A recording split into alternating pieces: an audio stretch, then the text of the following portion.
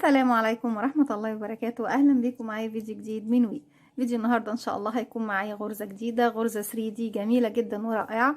الغرزة بتاعتي اسمها غرزة النجمة 3D، يعني هنعمل غرزة النجمة بس بطريقة بارزة وجميلة. الغرزة بتاعتي عدد سلاسل البداية الخاصة بيها يكون عدد يقبل القسمة على 12 أو مضاعفات رقم 12، وبعد كده بزود سلسلة. هنقول بسم الله الرحمن الرحيم. وطبعا في البداية كده بنقول ان الغرزة بتاعتنا ينفع نعمل بيها ايه؟ ينفع نعمل بيها طاقية، ينفع نعمل بيها كوفية، ممكن تدخل في البلوزات البناتي او الحريمي، ممكن نشغل بيها اكتر من غرض. هنقول بسم الله الرحمن الرحيم. هنشتغل بخيط متوسط السمك زي ما احنا شايفين مع ابرة رقم 4.5 ملم. هسيب مسافة من الخيط، هلف الخيط بالشكل دوت حلقة على الهواء وبعملها كأنها شكل حرف الاكس على ايدي. بمسك الحلقة دي بدخل فيها بالإبرة بتاعتي، ألف الخيط على الإبرة وأخرج من الحلقة. طرف الخيط القصير لما بشده بقى في عقدة البداية. معايا حلقة على الإبرة عشان نكون سلسلة، بلف الخيط وأخرج من الحلقة كده 1 2 3 4 5 6 7 8 عفوا 9 10 11 12. كده أنا كونت مكان نجمة واحدة. هرجع تاني 1 2 3 4 5 6 7 8 9 10 11 12. بعد ما انا اوصل للعدد اللي انا عاوزاه، كل اللي انا بعمله بعد ما نوصل للعدد من السلاسل اللي احنا محتاجينه برتفع سلسلة واحدة بس زيادة في نفس المكان اللي انا واقفة فيه فوق السلسلة الاخيرة. هرتفع 4 سلسلة ارتفاع العمود ب2 لفة، 1 2 3 4، وهسيب 1 2 3 4، وهروح في السلسلة رقم 5 اللي طالع منها الأربع سلاسل، وهشغل بداخلها بردك 3 عمود ب2 لفة. عفوا. علشان اشتغل عمود ب2 لفة بيكون معايا على الإبرة حلقة بلف الخيط. هو طبعا المفروض ان هو 2 لفة، اذا هلف الخيط على الإبرة مرتين، الاتنين لفة كده 1 2. يبقى كده معايا كام على الإبرة؟ 1 2 3. هسيب بقى 4 سلاسل الارتفاع 1 2 3 4، وفي رقم 5 اللي هي دي اهي هدخل في الباك لوب الحلقة الخلفية. دايما في السلاسل بيكون عندي الباك لوب حلقة الخلفية، والفرونت لوب اللي هي ايه الحلقة الأمامية. هدخل في الخلفية، اسحب الخيط واخرج. كده بقى معايا كام حلقة على الإبرة؟ معايا 4 حلقات، 1 2 3 4 الأساسية واللفتين واللفة اللي دخلت غرزتي ولفيت وخرجت بيها. هلف الخيط واخرج من حلقتين، يتبقوا معايا كام؟ 3. الف الخيط واخرج من حلقتين، يتبقوا 2. هلف الخيط واخرج من حلقتين 3 مرات. بلف الخيط واخرج من حلقتين تاني. بكرر تاني عمود ب2 لفة في نفس الفراغ. معايا حلقة بلف الخيط مرتين، يبقوا 3 حلقات. هدخل الفراغ بتاعي هو اسحب الخيط واخرج. معايا 4 حلقات، بلف الخيط واخرج من حلقتين، يتبقوا 3. الف الخيط واخرج من حلقتين، يتبقوا 2. الف الخيط واخرج من حلقتين كده خلاص. تالت عمود ب2 لفة.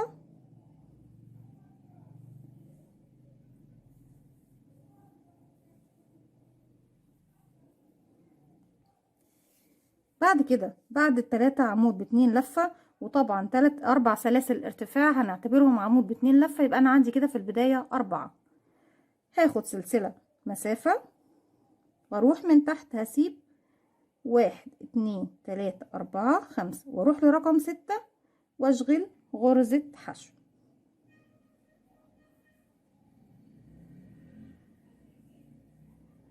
تاني برتفع سلسلة وهسيب 1 2 3 4 5، وفي رقم 6 احط ايدي عليها، هروح اشتغل 3 عمود ب2 لفة.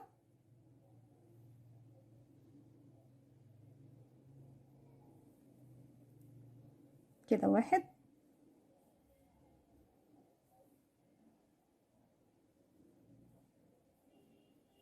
2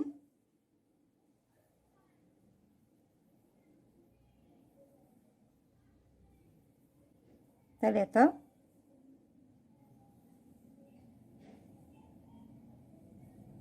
بعد ال3 عمود ب2 لفة برتفع 3 سلاسل، 1 2 3، وهروح تاني في نفس الفراغ اشغل كمان 3 عمود بلفة.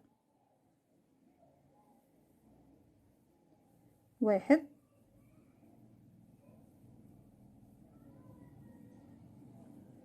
2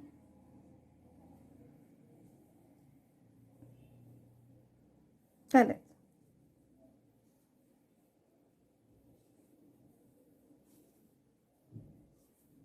بعد ما خلصت 3 عمود بلفة باخد سلسلة واحدة بس مسافة، ومن تحت هعد 1 2 3 4 5، ورقم 6 هروح واشغل غرزة حشو.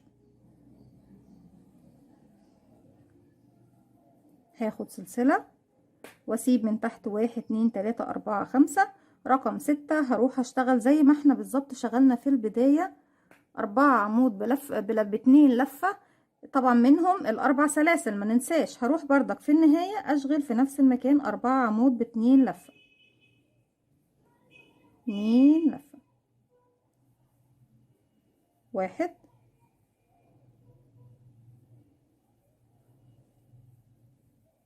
2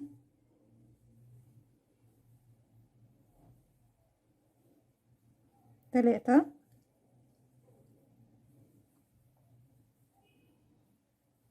4.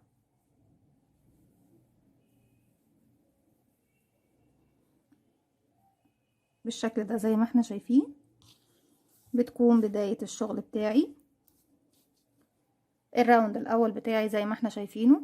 بعد كده الراوند التاني هرتفع سلسلة واحدة بس، وهدير الشغل بتاعي الناحية التانية فوق اول فراغ. طبعا احنا هنا دلوقتي بنشتغل تحت حرف الفي، حرف الفي او رقم ال7 زي ما بتسموه. بدخل في الفراغ اللي تحته فوق كل غرزة، هدخل في اول غرزة واشغل غرزة حشو. بعد غرزة الحشو الاولى هرتفع 1 2 3 4 5، وهروح اشتغل على ال3 اعمدة دول وال3 اعمدة دول 6 عمود ب2 لفة بس لغاية نصهم، يعني هعمل فيهم تناقص واخدهم كلهم في حلقة واحدة بس من فوق. ازاي بنشغل طبعا الاعمدة كلها لغاية نصها؟ زي بالظبط غرزة الكلاستر او غرزة العنقود، يعني هو احنا ممكن نقولها الكلاستر او العنقود. 1 2 لفة، هروح للعمود اللي هو طبعا تاني غرزة عندي، الف الخيط واخرج واكمل العمود ب2 لفة بتاعي، الف الخيط واخرج من حلقتين، اتبقوا 3، هلف الخيط واخرج من حلقتين، اتبقوا 2. هخلي طبعا ايه دي الحلقة الاساسية، والحلقة ايه الاخيرة في العمود اللي هو ب2 لفة هخليها معايا على الابرة. تاني هلف الخيط مرتين واروح للفراغ اللي بعده، الف الخيط واخرج، الف الخيط واخرج من حلقتين، ارجع الف الخيط واخرج من حلقتين مرتين بس، واخلي التالتة معايا على الابرة. كده 1 2 3، بنلف الخيط ونخرج من حلقتين، بنلف الخيط ونخرج من حلقتين، وتالت مرة بخليها معايا الحلقة على الإبرة بنفس المكان اهو. هلف الخيط مرتين، هسيب طبعا الفراغ دوت واروح لأول عمود عندي هنا في ال3 أعمدة ايه اللي في الصدفة التانية، ألف الخيط واخرج من حلقتين، ألف الخيط واخرج من حلقتين، واخلي الحلقة الأخيرة معايا على الإبرة. ده تاني عمود في ال3 اللي هما التانيين،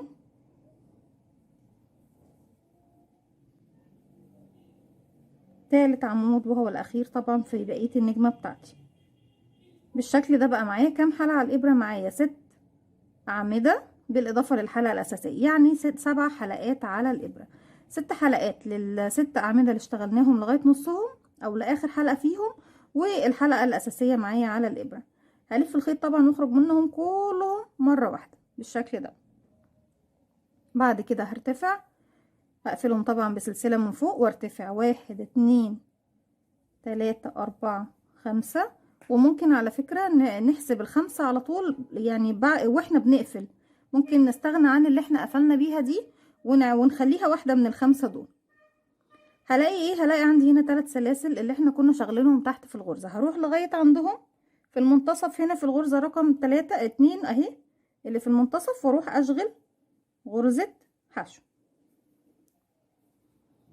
بالشكل ده اهو. هنبدأ نكون النجمة بتاعتنا. طبعا اللي تحت السطر اللي تحت ده كان نص ايه، نص يعتبر النجمة اللي المفروض اتجاهها لتحت، لكن احنا طبعا عشان دي البداية بيكون لسه النجمة ما كملتش معانا، لسه عندي فوق سطر كمان يكمل لي ايه النجمة بتاعتي. 5 سلسلة، 1 2 3 4 5، واروح بردك بنفس الطريقة اللي احنا اشتغلنا بيها هنا، هنجمع بردك 6 اعمدة ب2 لفة مع بعض لغاية نصها كده. واحد، الفراغ اهو بتاع اول عمود،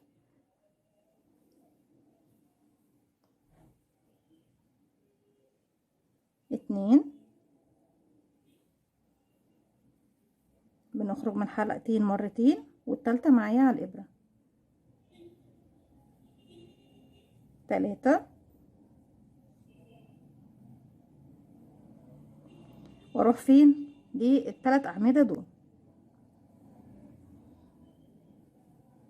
اربعة، واخلي الحلقة الاخيرة على الابرة، خمسة،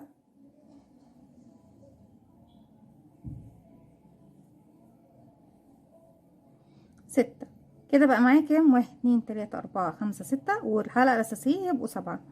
هلف الخيط واخرج منهم كلهم مرة واحدة ونقفلهم بسلسلة، وبعد كده هرتفع 1 2 3 4 5، واروح فين؟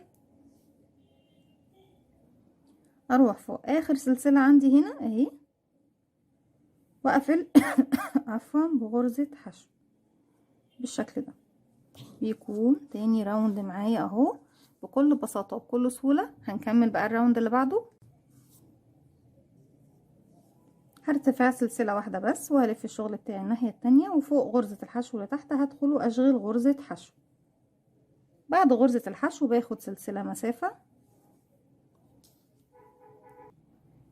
وبعد كده بعد السلسلة اللي اخدناها مسافة، شايفين بقى الفراغ اللي في منتصف ده اللي شابك لي ال6 اعمدة اللي تحت دول؟ هدخل في داخل الفراغ ده واشتغل كام؟ هشتغل 6 عمود ب2 لفة ما بينهم 3 سلاسل، يعني 3 عمود ب2 لفة، 3 سلاسل، 3 عمود ب2 لفة. هلف الخيط مرتين وهدخل الفراغ بتاعي اللي في المنتصف هنا اهو كده. واحد بس، ايه المرة دي بقى لغاية اخره كامل، يعني عمود ب2 لفة كامل. اتنين،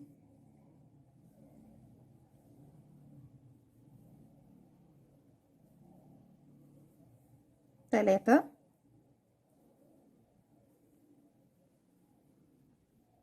وثلاث سلاسل، 1 2 3.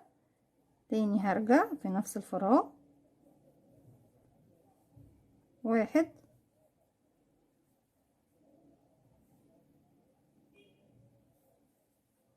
2 3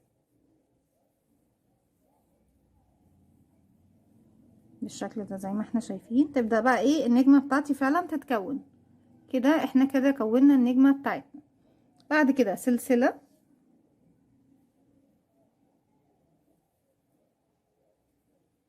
وهروح للحشو اللي في المنتصف هنا، يعني بسيب ال5 سلاسل وبروح لفوق الحشو واشغل حشو زيها. هرجع اخد سلسلة مسافة، وهكرر في الفراغ اللي في المنتصف هنا اللي بيجمع لي ال6 اعمدة اللي تحت. هكمل 3 عمود ب2 لفة، 3 سلاسل، 3 عمود ب2 لفة، وبعديهم سلسلة، وفي النهاية هنا هقفل بغرزة حشو. هكمل الراوند وارجع لكم.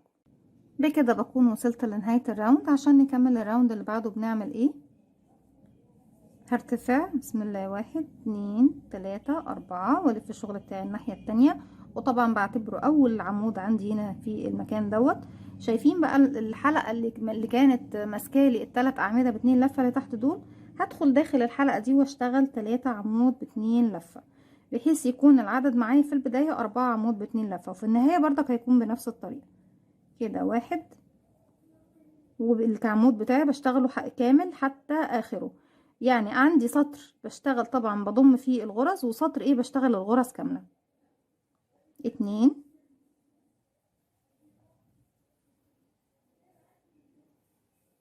3، بعديهم سلسلة، وهنروح فين؟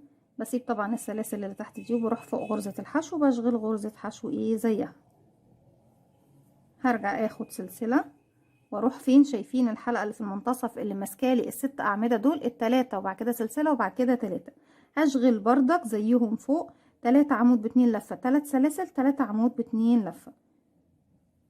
هنا في الفراغ دوت هشغل بقى ايه 3 عمود، 3 سلسلة، 3 عمود، وارجع لكم. كده بعد ما خلصت خلاص الست اعمدة ما بينهم 3 سلاسل، باخد بعديهم سلسلة واروح فوق غرزة الحشو بشغل غرزة حشو، سلسلة، وهروح تاني فوق الحلقة اللي هي طبعا عند ال3 اعمدة اللي تحت دول، واشغل 4 عمود ب2 لفة لغاية اخرهم. 1 2 3 4 زي بالظبط ما بدأت ايه ب4 بالشكل ده اهو. بيكون الراوند بتاعي، بصوا بتبدأ بقى ايه الشكل بتاعي يكون لي نجمات بتكون شكلها حلو جدا جدا جدا. هنا كانوا نجمتين الناحية دي، هتبصوا تلاقوا هنا نجمة ونص، ويعني والنجمة التانية بتتقسم نصين هنا وهكذا، ولسه هنرتفع. بس افك شوية من الخيط وارجع لكم. رجعت لكم تاني. في المرحلة دي بقى ببدأ اكرر خطواتي بالظبط زي تحت.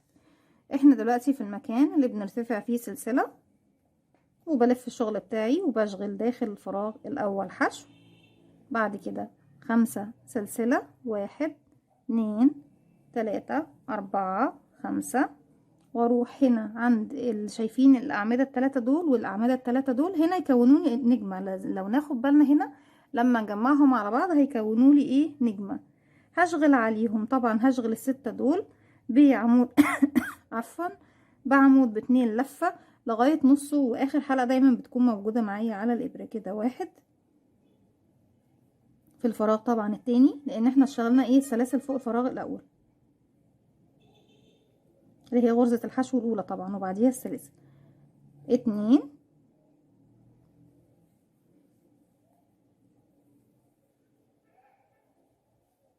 3 4 اللي هو فين بقى ال3 اعمدة التانيين. رقم 4 5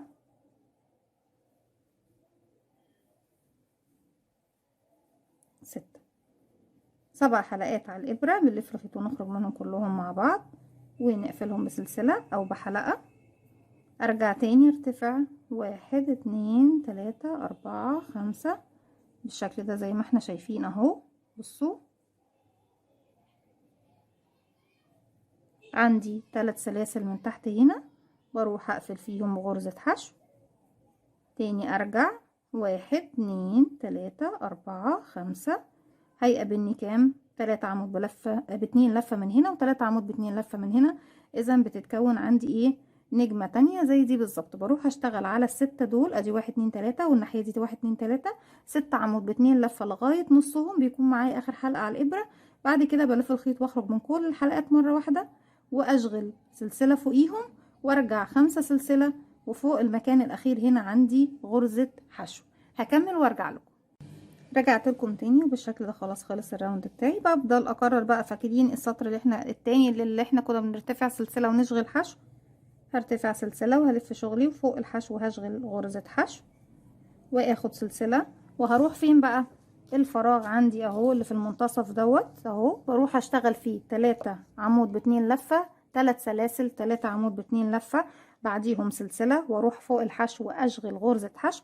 هرجع تاني سلسلة واروح اشتغل 3 عمود بلفة في المكان اللي في المنتصف الفراغ ده، 3 عمود ب2 لفة، 3 سلسلة، 3 عمود ب2 لفة، سلسلة، ونروح للفراغ الاول نقفل بحشو. بالشكل ده بيكون اتكون عندي ايه مجموعة تانية من النجوم. وبنفس الطريقة بفضل اكرر السطور بتاعتي لغاية ما اوصل طبعا للارتفاع اللي انا حباه من الغرزة بتاعتنا دي. كانت فكرة الفيديو بتاعي النهاردة او غرزتي النهاردة. اتمنى يا رب ان هي تكون سهلة وبسيطة وتعجبكم.